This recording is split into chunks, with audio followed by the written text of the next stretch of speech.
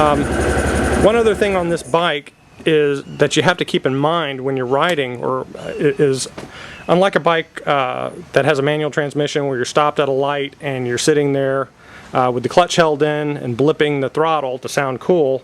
On this bike, if you don't put it into neutral before doing that, it will take off on you. You definitely have to get that mindset that when you blip that throttle, this thing goes.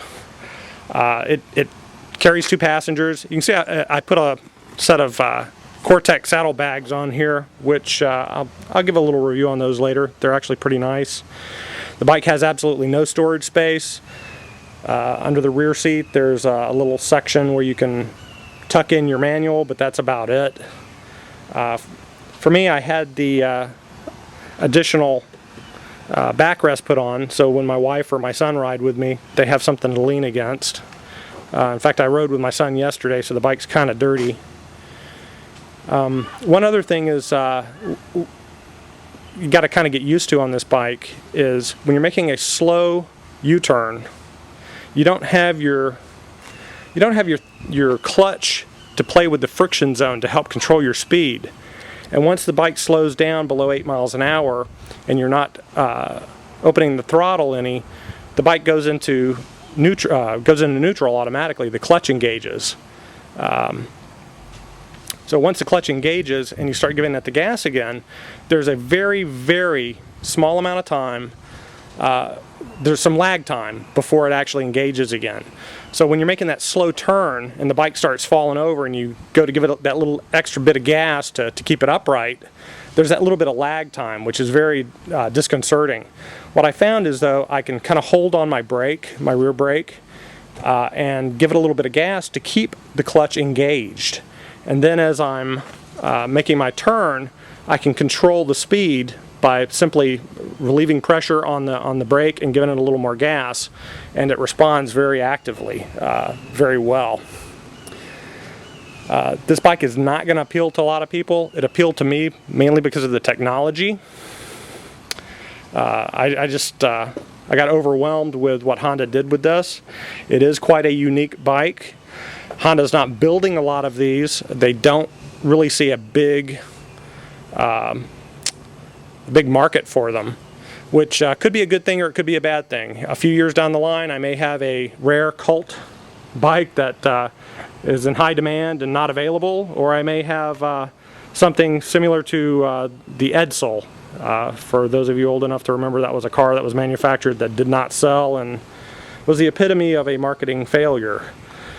I don't know, but I like the bike. I really do. Again, it's not going to appeal to everybody. It appealed to me. I find it to be a great bike. My oldest brother, was over at the house yesterday, gave it a quick ride, and he loved it. He thought it was great.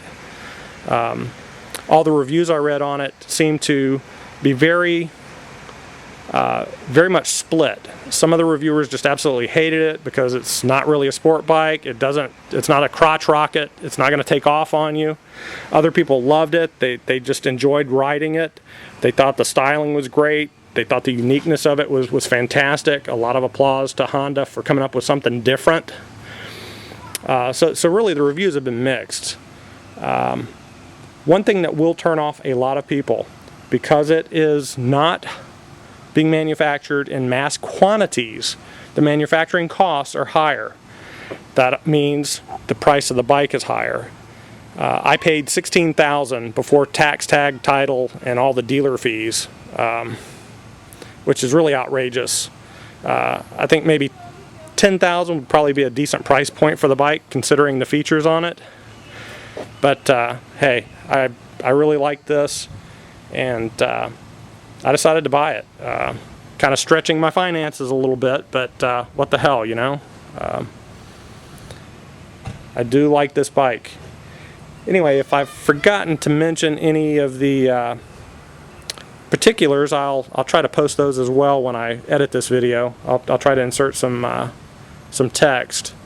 I won't give you all the specs on it. Hell, you can look all that crap up. But I really like the bike, except for that windscreen. The windscreen really sucks. As far as comfort, it's very comfortable to ride. The seat's not bad at all.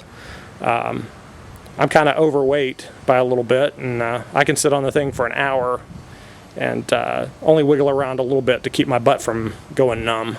So it's not bad. It's not bad at all. I've only taken it on a couple of long rides of over an hour, but it handled well. In fact, I think I've only got about 500 miles on it, maybe not even that much.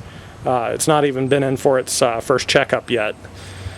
That's coming. That's coming. Very soon, I hope. Get that done with, get it broken in. Anyway, it rides nice. I love it. You might hate it.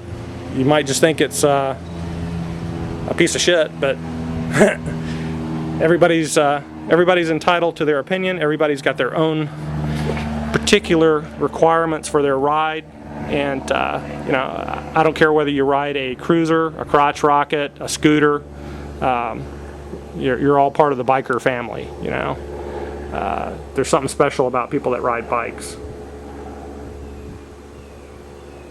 Okay, this is RC62. Now to go edit the video. I hope everyone rides safe.